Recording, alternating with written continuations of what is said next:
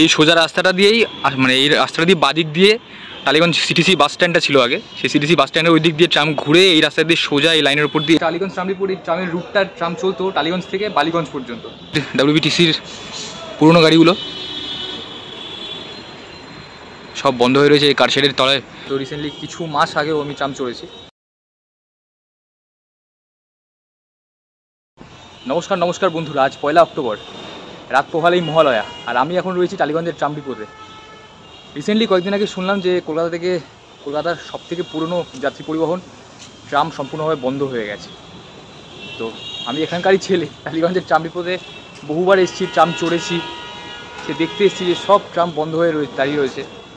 কয়েকজনকে জিজ্ঞেস করলাম, তারা বললেন যে আপাতত বন্ধ রয়েছে, পরবর্তীকালে হয়তো আবার চালু হতেও পারে, সম্ভাবনা আছে একটা, তবে আপাতত বন্ধ রয়েছে। আর ধর্মতলা থেকে বলছে যে ময়দানের রুটে একটা ট্রাম চলছে। তো তোমাদেরকে আপাতত আমি টালিগঞ্জ ট্রাম ডিপোতে এসেছি। এগুলো হচ্ছে স্মৃতি, মানে কলকাতার ঐতিহ্য হচ্ছে ট্রাম। মানে 1873 সালে যখন ট্রাম শুরু হয়েছিল তখন কলকাতা শহরে শুধুমাত্র গরুর গাড়ি চলতো, আর এখন মানে আমাদের এত যাত্রী পরিবহন হয়ে গেছে যে ট্রাম আস্তে আস্তে বন্ধ করে দেওয়ার ভাবনা চিন্তা চলছিল, বন্ধ করে দেওয়া হলো। এখানে বলা হচ্ছে যে হয়তো পরবর্তীকালে আবারও চালু হতে পারে হয়তো। তো আমি আপাতত ট্রাম ডিপোতে রয়েছি, টালিগঞ্জ ট্রাম ডিপোতে, তোমাদেরকে দেখাবো।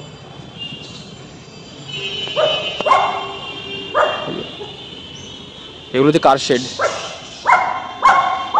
এগুলো কার শেড, এখানে প্রচুর গাড়ি দাঁড়িয়ে রয়েছে। আর এগুলো পুরনো গাড়ি যেগুলো বহু বছর আগেই মানে বন্ধ হয়ে গেছে। সামনেও প্রচুর গাড়ি রয়েছে। এই সোজা রাস্তাটা দিয়েই মানে এই রাস্তাটা দিয়ে বাদিক দিয়ে টালিগঞ্জ সিটিসি বাস স্ট্যান্ডটা ছিল আগে, সেই সিটিসি বাস স্ট্যান্ডের ওই দিক দিয়ে ট্রাম ঘুরে এই রাস্তা দিয়ে সোজা এই লাইনের উপর দিয়ে এসে এই ট্রাম ডিপোতে ঢুকতো। তো এইগুলো ছোটোবেলাকার স্মৃতি আমাদের। ছোটোবেলা থেকে আমরা ট্রাম চড়ে বড় হয়েছি। এখন জায়গাটা পুরো নির্ঝুম, অন্ধকার, একদম নিস্তব্ধ। বলছে যে এখানে কিছু কি কাজ চলছে।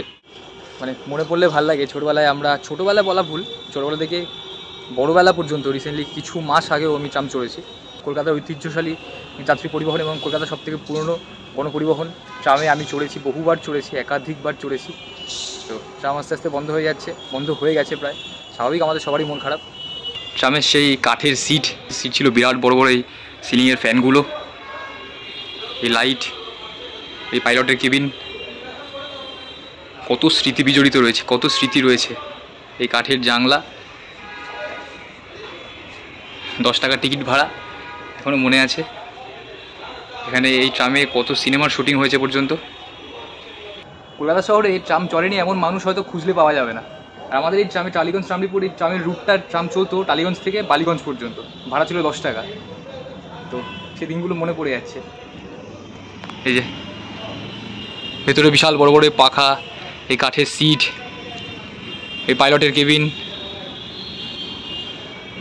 এই যে সেই আমাদের টালিগঞ্জ ট্রাম ডিপো, এখন সেখানে আমি বেরিয়ে গেছি। এই যে কত তার দেখতে পাচ্ছ ওপরে, ট্রাম চলতো কিছুদিন আগে পর্যন্ত, ট্রাম চলতো। তো টালিগঞ্জ ট্রাম ডিপোর এই ভেতরটা তোমাদেরকে ঘুরে দেখালাম। টালিগঞ্জ ট্রাম ডিপো থেকে বেরিয়ে গেলাম, এবার আস্তে আস্তে এগিয়ে যাবো। আর এই যে সামনে মহানায়ক উত্তম কুমারের স্ট্যাচু, এখন তো পুজোর প্রচুর হোর্ডিং পড়ে যায় পুজোর সময়, এই জন্য ঢাকা পড়ে গেছে এখন। আর ওই পারেই মহানায়ক উত্তম কুমার মেট্রো স্টেশন। চলো বেরিয়ে যাচ্ছি এবার টালিগঞ্জ ট্রাম ডিপো থেকে।